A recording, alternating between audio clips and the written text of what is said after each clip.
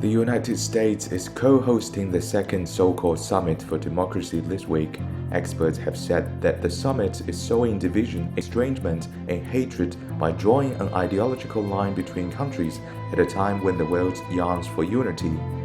Revealed above all was this sort of hypocrisy in the American side, that they were the promoters of global democracy. Well, I think it's clear that the U.S. is trying to use this concept, a very narrow concept of democracy, as a tool for dividing the world. The U.S.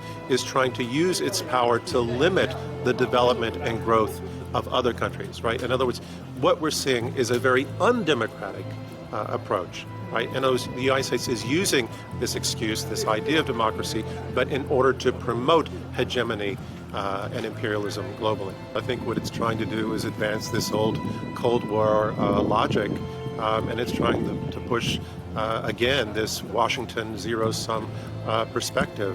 It's a divide, it's an isolate, it's a containment policy.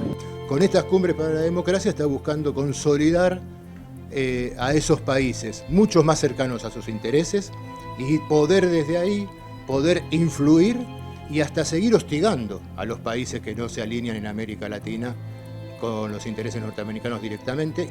Las ideas de democracia que los Estados Unidos han impulsado durante décadas en América Latina no han traído ni desarrollo, ni sociedades más pacíficas, ni poder superar los verdaderos problemas de una sociedad, que es la desigualdad, el hambre, la desocupación, la pobreza, sino todo lo contrario.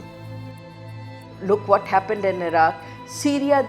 What kind of a democracy allows you to go to another country and change their government just because you have a lot of weapons and you have a lot of money and you're the superpower, you can go and create havoc in the entire world? That's not democracy. The US continues to assert itself as the beacon of democracy for the world. However, according to experts, its so-called democracy has been seriously questioned domestically. Definitely, American democracy is going back. And even Americans themselves, the trust they have for the government is less than 50%.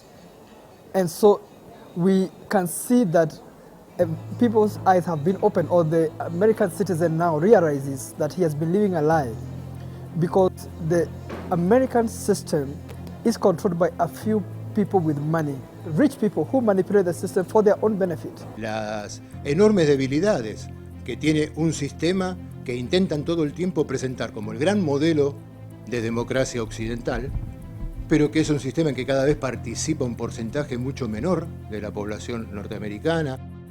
And experts believe that there is no one-size-fits-all in terms of the forms of democracy. Democracy is not a one person's point of view. Democracy, everyone have their own ways of democracy. As the world has grown over the years, we have seen that democracy has taken many forms. So you are very right. There is no one-size-fits-all as far as governance and democracy is concerned. So you can't really say that there is one kind of democracy or one kind of system of democracy that will be good for all the countries or for the rest of the world.